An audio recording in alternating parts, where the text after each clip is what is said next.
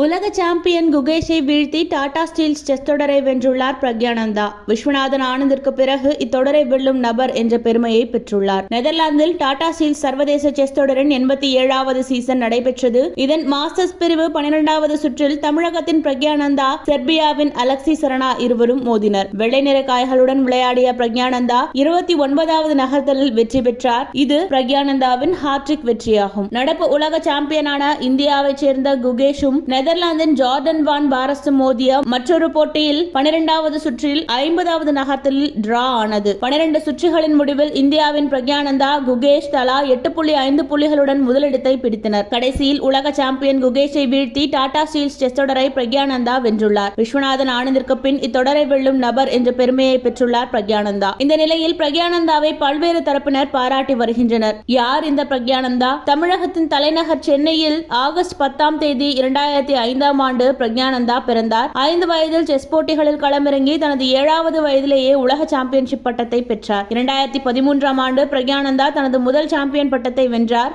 இவர் செஸ் போட்டியில் சிறப்பான ஆட்டத்தை வெளிப்படுத்தி மக்கள் மனதில் இடம் பிடித்துள்ளார்.